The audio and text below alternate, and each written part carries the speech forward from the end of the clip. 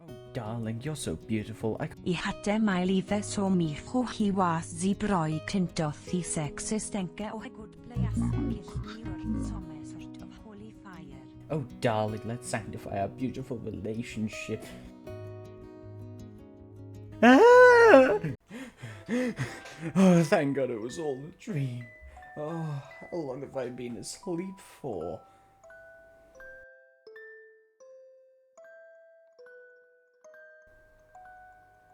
I left my son in the fridge again. Oh no, he's dead. Well, after being catatonic for that long, let's see what games have come out. Oh, remake of Thousand Year Door, how cool, and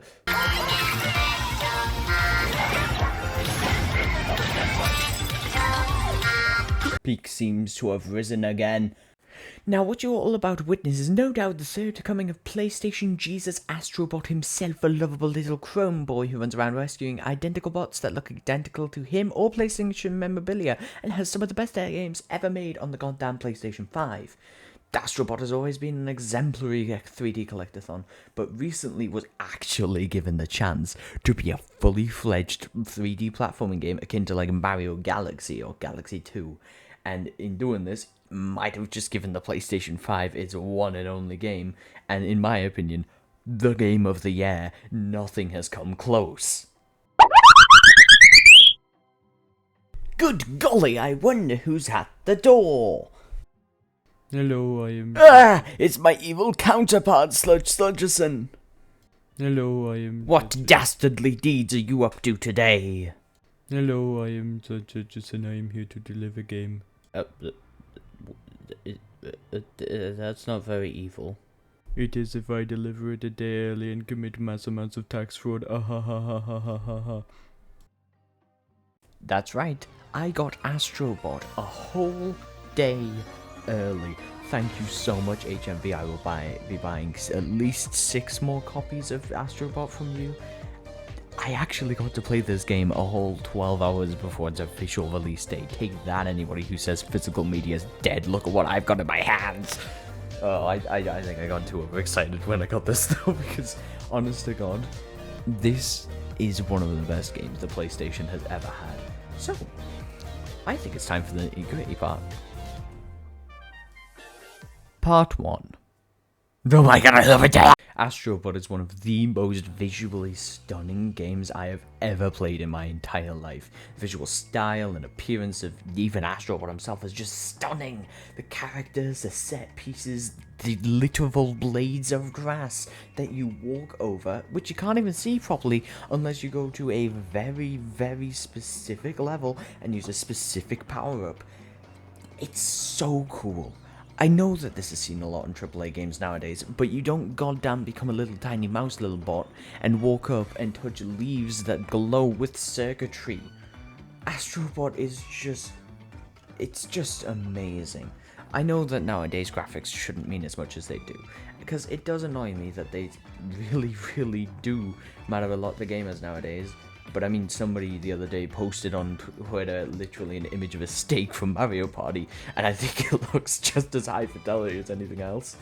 But the game is breathtaking. The skyboxes pop. There are thousands of physics objects at any time. Astro Bot is a game that is just bursting at the seams with detail. Any surface of building, it holds some mechanical theming, it's somehow alive. You find the little bot veins going through houses. Even better when it comes to exploring it, because the devs have thought of any way that you could possibly get to a place, and they've placed a big coin there. Sometimes not even a big coin, sometimes a massive goddamn enemy that will crush you instantly, because how dare you be naive, you stupid little... I'm not going to finish that. It's also just amazingly adorable. Overwhelmingly so, I would say. Like, you've got these cute little guys yelling for help with their little muffled voices, or just Astro doing things like biting his non-existent nails when scared, moving around the place. Honest to God, I don't think you could make it look better if it tried. Now, the gameplay itself, I don't think can be paralleled by anything other than a Mario game. Like, this game, I can't stop singing its praises enough. Basically, the main gimmick is it features these tiny little animal guys that attach onto Astro's back, and they give him all sorts of abilities that are thematically, linked to what species there are 90% of the time. It means that no level ever feels the same, and even the levels that end up reusing the animals you've already encountered have at least 10 ways of using them that you wouldn't even think about. I mean, the goddamn balloon octopus is the first thing that you get in the game. It is plain and simple, it makes you into a balloon. But it gets reintroduced during the last world of the game, I think, and it gives you the ability to pump up certain platforms for exploration with the triggers. Or there's certain enemies that can only be defeated by overfilling them with air and watching them zoom away like a balloon that you've just let go of the nozzle of. Or you can look at the boxing gloves. They seem like little cute things, little frogs. They look like tongues when you punch things. They used to hit people from afar, but they actually get used like as in Spider-Man types of traversal, where there are sticky paint rollers and you've got to you got to time your punches correctly to hit each of the rollers to zip across a stage. Also, the detail of every animal companion looking happy after a stage or being in like some little aquarium or house is just something that I cannot overstate. Made me grin so hard. Now, when you get down to difficulty, obviously the game, it looks simple, it looks easy, it looks like a platforming game you could give a kid and they would understand it perfectly fine. And it is. It is absolutely an easy platforming game. Sure, there are levels that curve in difficulty as you get like further towards the end of the game, but there was no one level that I was going absolutely insane over the difficulty of. That wasn't a void level. There are 16 hidden void levels, as well as the final grand void level, which test your skills as they are long stretches of platforming that you have to be perfect at, and there is no checkpoints in between. They also all have their own little specific themes, usually being like, oh, here's an animal companion. Use it instantly, frame perfect inputs. If you don't, I'm dead, I guess. And, I mean, all of that's true except for 1 and 2 that I will get to later. The bosses as well, really fun to tackle. I mean, I died once or twice to a few of them, but they all use one of the animal companions you've already used to defeat them. And some of them can be really obvious, like, yeah, obviously I'm gonna use the goddamn bulldog to fight this enemy. But then others go, what the hell? Why am I using ball? What possible use of ball could I use in any boss fight, in any game? And then you play the fight and you're like, holy shit, it makes so much sense. Why don't we have more ball boss fights in games? Also, the haptics of the goddamn controller. The game's haptics. Oh, I haven't seen a better showcase of the DualSense's capabilities since Astro's Playroom.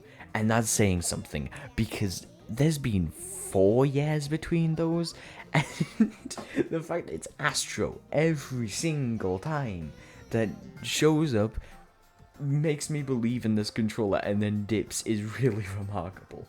But like, you go through everything, every step you take, Astro vibrates his little feet with your controller. If you do a certain action, sounds come through the speakers on the controller. They'll use the touchpad, they'll use the triggers that fight you back, like an actual throttle of a rocket or something like that. It is insane, the haptics. I genuinely think they have employed wizards down at Team Asobi, because I have never seen anything like this before. And you won't believe me, because watching gameplay footage, it's like, oh yeah, that looks like a normal game. But then you actually play it for yourself, and it's just magical. It's actually like PlayStation have captured the Nintendo magic in a game. I can't get over how good this is. And what has to make it better is the main collectibles of the game are the bots. And that's no surprise, okay? 2 out of 3 Astro Bot games, we've had to, like, rescue the bots. That's normal. But then, they introduced the PlayStation VIP bots, which are all the nice little cute little PlayStation mascots and characters you saw in Playroom, all dressed up with wigs, with tiny little face masks, stuff like that, over pretty much any series you can possibly think of, and series that are even long dead and in the ground, you'll find cameos from characters. They're super fun to collect. Every single one of them has a set of animations, a little bit of gear that you collect, and if you punch them, they'll do something silly. They're always silly, they're always cute, and they always actually respect the series they came from. It's not like somebody went, serious game character, I'm going to have him fart. I'm sorry, I couldn't think of anything else. Oh, they are an absolute bugger to collect sometimes, I do have to say. There were several bots that I went back in a level like twice to try and find, which, yes, I know, skill issue. It was just insane to then find them in a ridiculously obvious hidey hole, but then have them be transported by UFO like 5 meters the other way. It was just outright assholes, I swear to God. Some of these bots though, some of them spice up the gameplay style just by existing. And the ones I'm talking about, they are the ones that get like collected after a boss fight. You beat the boss, you rescue the PlayStation character, they'll give you a special tool from their series. 2 of them surprised me, 3 of them I was like, yeah, you're on the box. 1 of them that surprised me, goddamn Ape Escape. There is just an entire Ape Escape level in this game. Not even joking. Like, it's just Ape Escape. It's just Ape Escape. You're just playing Ape Escape for a solid 15 minutes of good fun. And afterwards, I immediately went, how can I play Ape Escape on modern consoles? It's like, oh my god. Even when it was something as simple as, oh, you've got Kratos' ass, you can you can freeze things now. Yeah, Kratos' ass just there. While the boy voice lines remixed in the background. Even just like silly little gameplay bits like that, that's fun, that's creative. I want to see more PlayStation, please. I want to see more of this little unique, joyous game that they keep respecting the hell out of every franchise they borrow from while making amazingly designed platforming games. It is so cool.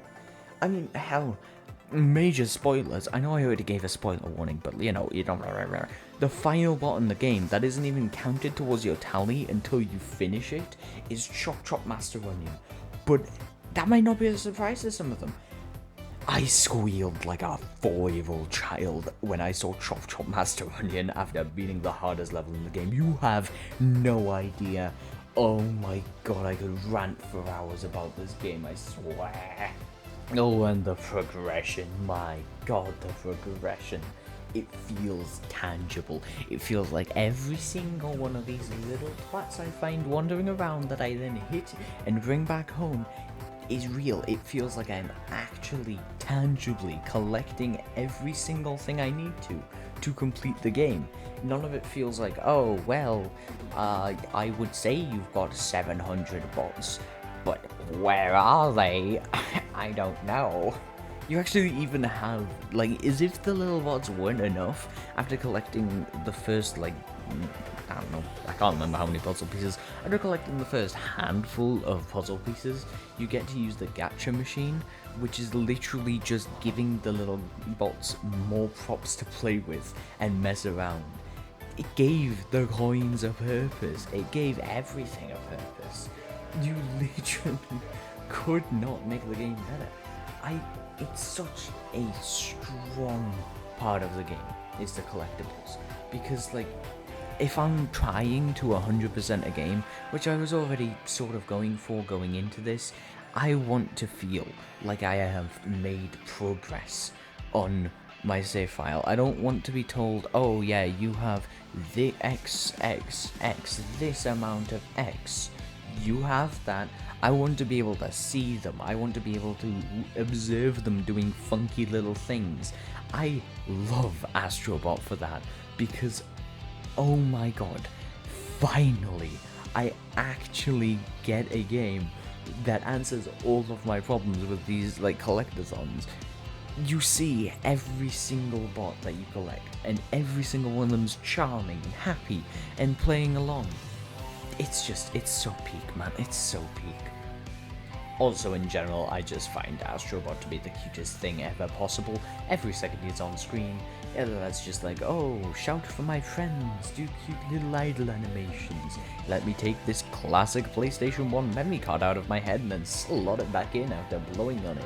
Or just chewing his nails in a scary level. He doesn't have nails, but he just does a little scare chitter chatter, and then he'll just go on and do anything. It should be a testament to his design on how to make a character expressive with 2 dots. Like, how? How the hell have they managed to make one of my favorite gaming characters of all time now a little guy that has 2 dots for a face? The cuteness, it even extends to the goddamn ship parts, the goddamn GPU.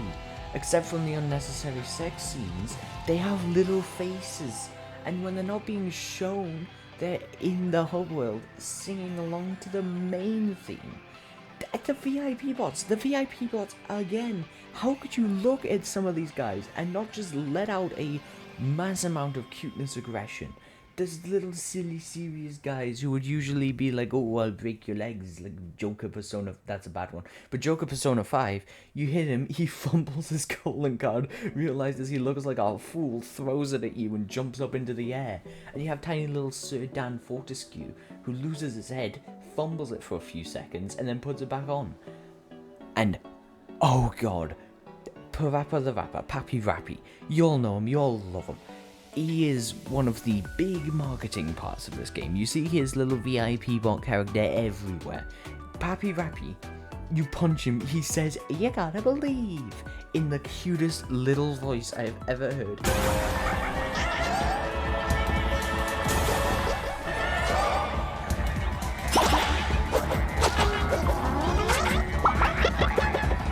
I would demolish worlds for him, you don't understand.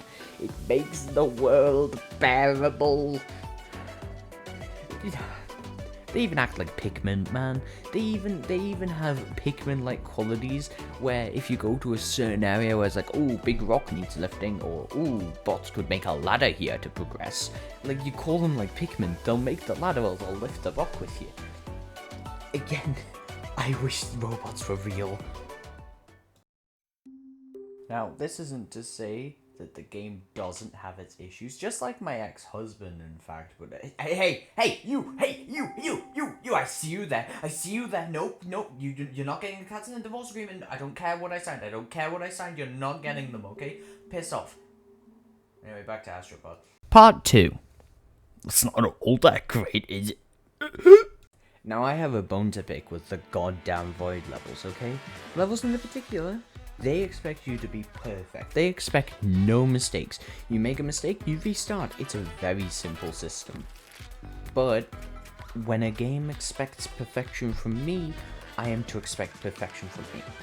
Now, this is a very minor example. Looking back on it, it probably wasn't that hard, it probably wasn't that believable, but one of the early Void levels has you on a rolling armadillo while you try and cross various hazards. It's normally fine. The wall acts how you think, it's heavy, it has momentum. As soon as you jump, Astro takes over, like his jump physics. It feels really, really strange. It feels like immediately you're loose and you have way too much control. It's just... so many of my deaths on that level were just me jumping and expecting the momentum to carry me forward, or just not moving enough because I didn't realize for a long time that Astro's jumping physics are the same while on the armadillo. It just feels like you've hit a brick wall and there's nothing you can do about it. But yet again, that only hit like 50 tries before I managed to suss it and get the tiny little Liger spot. But I kept playing, thinking, oh, you know, what's over with fucking duck level? Oh my god. It's based around the water physics of the game, which are spectacular. They're amazing. Fluid simulation on top, amazing. Inconsistent as shit. What do you think happens when you mix levels that demand platforming perfection with inconsistent water physics, children? That's right, me screaming at my telly at 2 AM because I managed to die in the 1 pixel space that was between the rock that had formed and the goddamn rock that hadn't formed and was lava and was insta-kill. God, how many deaths I had on the first level because I didn't understand where the water was going to go, so I would make jumps on where I could reasonably guess the water was going to go, only to then realize, oh, that's not where the water's going, silly. Of course not, it wouldn't go there. 50 miles the other direction. No indications, nothing. I am perfectly happy, right? If we're wanting to show off, oh, fancy PS5 physics, we've got all of this technological power. I want to show off all of my amazing programming capabilities. But if you're expecting perfection, platforming perfection from me, I'm expecting the water to be at least semi-predictable and to not die so many goddamn times because the water just didn't hit. Especially infuriating because the final level that is hard for the sake of being hard, I had less rage towards that towards the end. I wasn't audibly upset at the fact that I died to the lava for the 70th goddamn time. I would reckon I died less in the final level than the goddamn squeaky dump of water level. It's so annoying. Why? But that isn't my only gripe with this game, oh no, far from it. Some of the VIP bots, as much as I'd like to sing their praises, feel like filler. They feel like they were added just to reach that critical number of 151 bots. Like, for example, there are 5 games that contain the entire main cast as bots, and as cool as this is, it's like, okay, so we're just gonna take away a bunch of potential slots. I don't have any problem with them being there. In fact, I was really happy to see, like, oh, it's not just Kratos and Atreus, it's also Brock and the Witch of the Woods. That's a good decision. But, like, all of the supporting cast, that's so many slots, especially Ape Escape, because that could have been one ape, right? I know that wouldn't make sense for the gameplay part where you're catching them, but they are the exact same model. If not for the items you get from the gacha machine, they're all the exact same bot that you have saved 8 times. And it gets even worse when you realize one of the bots that you can port over from Astro's Playroom via the free updates is Ape Escape. Like, I love Ape Escape, I love the level, but come on, man, that's like 9 slots taken up by goddamn apes. But I can't hate it that much because, you know, you do have the charm of the items. It's just a little disheartening to have initially opened the menu after the first few levels and be like, wow, there's so many PlayStation characters. There's gonna be like at least 100 different series, and then by the end of the first world realize, most of this is going to be taken up by like a few series. That's quite a shame. My third and only other gripe with this game are the goddamn little slimes. I know I am a slime, I know I'm Goopus, and I hate gloops. They're a type of enemy in the game, right? Small little blobs, bouncy, shoot slow-moving projectiles, and that are usually easy to dodge. However, the devs put the stupid bouncy twats anywhere where they can fire at you while you have to stay still, or you're locked into a jump arc where they're gonna hit you, and if you dodge, you're gonna die anyway. And rubbing even more salt in the wound, it can be inconsistent with the timing. They just seem to fire at random sometimes. I don't know whether it was just a glitch on my end, but one of them managed to kill me from beyond the mortal plane. Like, I had actually killed it, and then it shot at me anyway. Sometimes it just felt like, yeah, sure, I can't stand still. I can't do anything but stand still. Fire at me though, because yeah, what am I gonna do? Honestly, I can't tell whether this is just misplaced, like, anger from my lack of depth perception and subpar timing, or it's actually justified hatred towards these stupid goddamn things. and it just makes their constant appearance worse, man. And that doesn't even cover the full game. I mean, this game is so good. It's full of so much goddamn good level design and gimmicks. I could sit here for hours and talk about it. I mean, they've already been through about half an hour. But like one level, I sat there and I put my liquid in a big tree I think that's enough video game for today. What else is on my schedule? Oh no. I'd like to thank you all so much for watching that video. That was literally about 27 minutes of me rambling about a game that just came out a few days ago. But when I tell you to play it if you can, please take my word for that. Oh my god, Astro Bot is such a phenomenal game. Oh, I'm sorry for the amazing amount of time I've taken to make a new video after... but regardless... I think that I like this style of video more, although I'm not sure whether I should continue doing the skits digitally, or whether I should now move on to doing more IRL skits. Unfortunately, the Goop prop mask broke about halfway through that final segment, so whoops-a-diddles. But thank you all so much for watching. It has been an honor and a pleasure as always, and please let me know exactly what you'd like to see from me next. But yeah, thank you so much. Bye!